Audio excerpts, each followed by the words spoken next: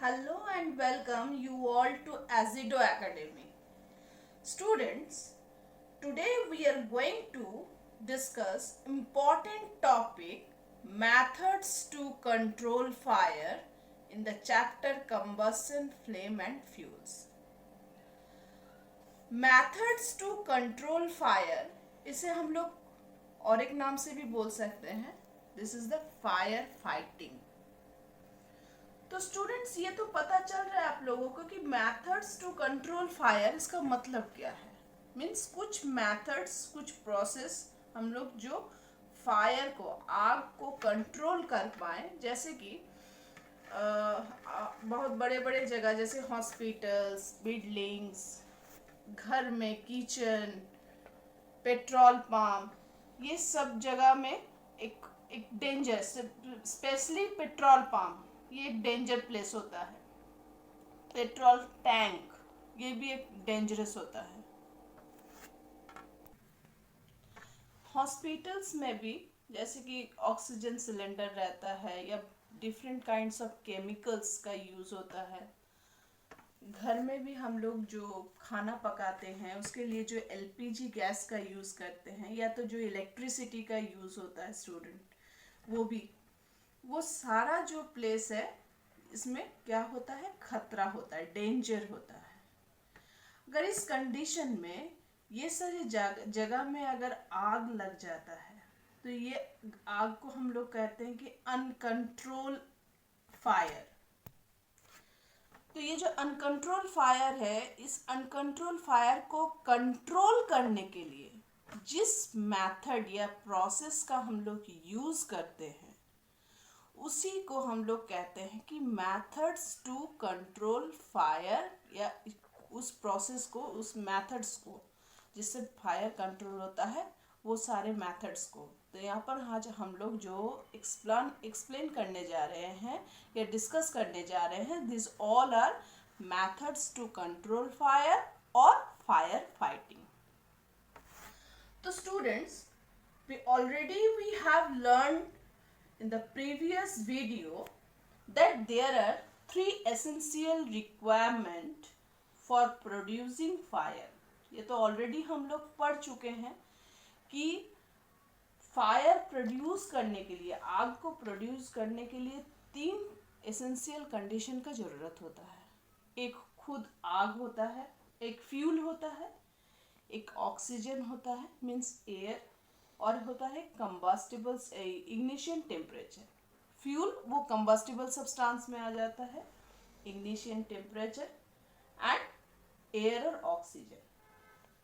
अब हम लोग ये भी बात की है, ये तीन एसेंशियल कंडीशन में से अगर कोई एक नहीं रहे या कोई एक का एब्सेंस में मेरा फायर किसी तरह से भी प्रोड्यूस नहीं हो सकता, आग नहीं प्रोड्यूस हो सकता है. चाहे अगर ऑक्सीजन और कंबस्टिबल सब्सटेंस आप इग्निशन टेम्परेचर रहे और फ्यूल ना रहे तब भी ये कंप्लीट नहीं होगा. इस तीनों में से अगर कोई एक मिसिंग रहे तो मेरे किसी भी तरह से ये फायर क्या नहीं हो सकता है, प्रोड्यूस नहीं हो सकता है. ओके स्टूडेंट, तो इसी फायर को, अब तो ये तीनों एसेंशियल कंडीशन चाहिए फायर को प्रोड्यूस करने के लिए. अब अगर कहीं पर भी आग लग जाता है, अगर कहीं पर भी आग लग जाता है तो हम लोग को इस तीन कंडीशन जो एसेंशियल कंडीशन है इसमें से कोई एक को रिमूव कर देना चाहिए, एक को ओमिट कर देना चाहिए, एक को मिसिंग कर देना चाहिए. मतलब एक को अगर हम हटा दें वहाँ से तो ऑटोमेटिकली क्या होगा, आग बुझ जाएगा. फायर एक्सटिंग्विश का मतलब बुझ जाना, तो वो अपने आप हो जाएगा. तो उसका रीज़न, उसके लिए क्या करना होगा, ये जो तीन कंडीशन है उसमें से किसी एक को, कोई भी एक को हम अगर वहाँ से रिमूव कर दें, हटा दें, तो आग ऑटोमेटिकली बुझ जाता है. सपोज स्टूडेंट, अगर घर में आग लगता है तो घर में तो काफ़ी सारे सामान होता है, स्पेशली वुडन फर्नीचर बहुत सारे होता है.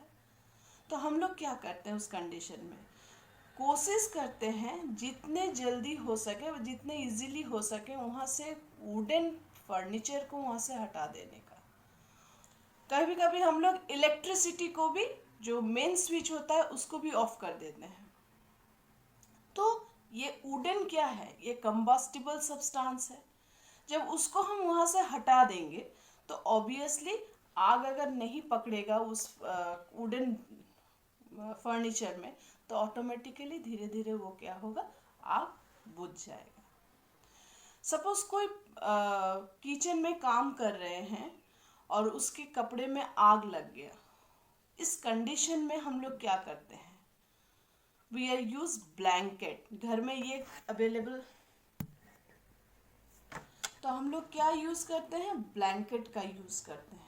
We use blanket.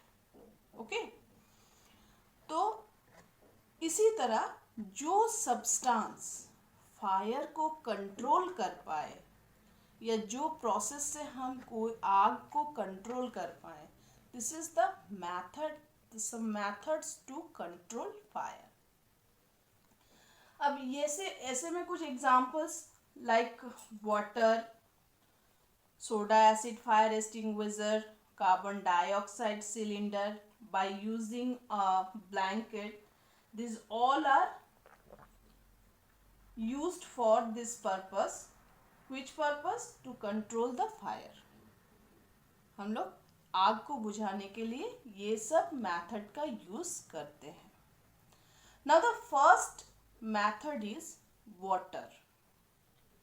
अब ये वाटर कैसे आग को कंट्रोल करता है। फर्स्ट, जब भी आग लगता है कहीं पर भी, तो उसका सबसे मेनली रीज़न होता है प्रेजेंस ऑफ ऑक्सीजन और एयर। एयर मीन्स उसमें ऑक्सीजन रहता ही रहता है। तो कहीं पर भी जब आग को कंट्रोल कंट्रोल करते हैं, तो उसका सबसे इजीएस्ट प्रोसेस है, या सबसे जिसको रिमूव हम लोग करते हैं या बोलते हैं, सबसे पहले हम लोग क्या करते हैं, उस एयर को ही कट ऑफ कर देते हैं, ऑक्सीजन को ही कट ऑफ करते हैं। मीन्स ऑक्सीजन, एयर को हम लोग सप्लाई ऑफ ऑक्सीजन को हम लोग बंद कर देंगे जाना सब, या वहाँ पर अगर जीरो कर देंगे सप्लाई ऑफ ऑक्सीजन या एयर को, वहाँ वहीं पर अगर हम लोग कट कर देंगे किसी भी रीज़न से, तो ऑटोमेटिकली क्या होगा, आग बुझ जाएगा। क्यों? क्योंकि absence of oxygen means presence of carbon dioxide. Oxygen अगर आपका वहाँ नहीं है तो क्या प्रोड्यूस होगा, कार्बन डाइऑक्साइड प्रोड्यूस होगा। और carbon dioxide is the main thing जो आग को बुझाने का ही काम करता है। Clear student? So now start. First method is water. Water एक बहुत ही मोस्ट कॉमन फायर एक्सटिंग्विशर है। फायर एक्सटिंग्विशर मीन्स आग बुझाना, जिससे आग बुझता है। ठीक है। It's cool down many combustible substance. The water vapour surrounded the combustible substance and cut off the supply of air. ये तो हम पहले ही डिस्कस किए स्टूडेंट्स कि सबसे हम लोग को आग बुझाने का सबसे इजीएस्ट प्रोसेस है कि हम लोग किसी भी तरह से एयर सप्लाई को अगर कट ऑफ कर देंगे तो वो ऑटोमेटिकली आग बुझ जाएगा। बट ये जो वाटर है स्टूडेंट, ये वाटर हर जगह में यूज नहीं होता है। सपोज अगर पेट्रोल पंप में अगर आग लगता है तो उस जगह में हम वाटर का यूज नहीं कर सकते हैं। क्यों नहीं कर सकते हैं? Because water is heavier than oil. Oil से वाटर क्या होता है, हेवियर होता है, या oil is lighter than water. आप कुछ भी बोलिए। So it cannot be use to put a fire caused by oil, petrol, kerosene etcetera, because these substances are lighter than water and keep floating on water। जबकि ये oil oil के मतलब तेल से रिलेटेड जितने सारे हैं, जैसे पेट्रोल, डीजल, केरोसिन, ये सारे इतना लाइटर वाटर से लाइटर होता है, इसलिए वो जब भी हम लोग वाटर उसमें थ्रो करेंगे या वाटर को देंगे कंट्रोल करने के लिए फायर, तो वो तेल क्या हो जाएगा, फ्लोट करने लगेगा वाटर में, और आग क्या होगा, और ज़्यादा स्प्रेड कर जाएगा, फैल जाएगा। तो इस कंडीशन में सपोज इस हम लोग वाटर का यूज नहीं कर सकते, means water is the fire extinguisher, but it's a few places, specific places, जैसे कि बिल्डिंग में लग गया, घर में लग गया किसी रीज़न से, तो आप वहाँ पर वाटर का यूज़ कर सकते हैं, लेकिन हर जगह में नहीं। सपोज इलेक्ट्रिसिटी, अगर इलेक्ट्रिसिटी में आग लगता है, उस कंडीशन में भी हम लोग वाटर का यूज़ नहीं कर सकते हैं। क्यों नहीं कर सकते हैं? Because the electric equipment as water is a good conductor of electricity and those can lead to electrocution. Electrocution means student death or serious injury caused by electric shocks or current passing through the body. इस condition में भी हम लोग water का use नहीं कर सकते हैं। क्लियर? क्योंकि वाटर का यूज करेंगे तो वो इलेक्ट्रिक शॉक से इंजर्ड भी हो सकते हैं और ये सीरियस भी हो सकते हैं। तो इस कंडीशन में भी हम लोग वाटर का यूज नहीं कर सकते। सो इस कंडीशन में हम लोग कौन सा मेथड का यूज करेंगे students? This is the fire extinguisher device. अब ये फायर एक्सटिंग्विशर डिवाइस बहुत सारे होता है students. Soda acid fire extinguisher, dry powder fire extinguisher, foam type fire extinguisher. This is the various type of fire extinguisher, but now today we are explain soda acid fire extinguisher. तो soda acid fire extinguisher, first of all fire extinguisher क्या है student? ये एक device है, आग को बुझाने का काम करता है। A device used to extinguish a fire is called a fire extinguisher. ठीक है, इसका प्रिंसिपल होता है the fire extinguisher are based on the following two principles. अब ये इसका क्या प्रिंसिपल्स है? cooling the fire below the ignition temperature and cutting off the supply of air. इसका क्या प्रिंसिपल हो गया? एक तो ये एयर या ऑक्सीजन का सप्लाई को कट ऑफ कर देता है, तो आग ऑटोमेटिकली बुझ जाता है। और जो इग्निशन टेम्परेचर होता है, जो ऑलरेडी हम प्रीवियस वीडियो में डिस्कस कर चुके हैं आप लोगों के साथ, वो इग्निशन टेम्परेचर को क्या कर देता है, बिलो द इग्निशन टेम्परेचर उसको कम कर देता है। तो इस कूलिंग से भी वो क्या होता है, जब वो नीचे चला जाता है इग्निशन टेम्परेचर, तो ऑटोमेटिकली फायर बंद हो जाता है। ठीक है student? So now what soda acid fire extinguisher ये कैसे काम करता है स्टूडेंट? ये जो वाइट बोर्ड है, ये तो हम थ्योरेटिकली ड्रॉ करके आप लोग को समझा रहे हैं।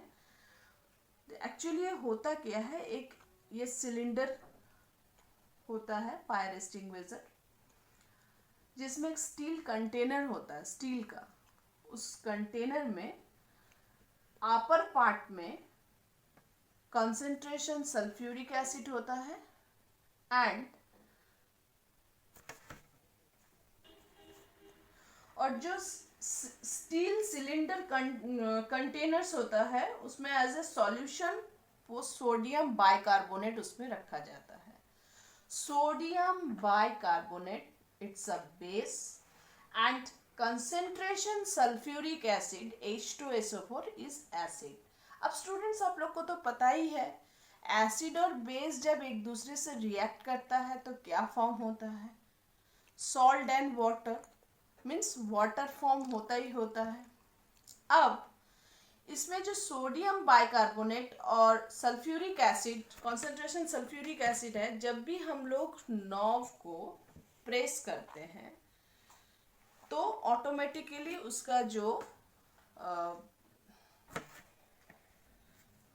एसिड बॉटल है वो ऑटोमेटिकली क्या कर जाता है? ब्रेक कर जाता है और सोडियम बाइकार्बोनेट सॉल्यूशन निकल के कंसेंट्रेशन सल्फ्यूरिक एसिड के साथ मिक्सअप हो जाता है। अब ये दोनों जब मिक्सअप होता है, ये यहाँ पर इतना क्लियरली हम बता नहीं पा रहे हैं ड्रॉ करके, इसके अंदर में एक पाइप होता है, एक सिलेंडर होता है। जब भी हम नॉब को तोड़ते हैं तो ऑटोमेटिकली ये दोनों सल्फ्यूरिक एसिड और सोडियम बाइकार्बोनेट का सॉल्यूशन वो एक दूसरे से मिक्सअप हो जाता है।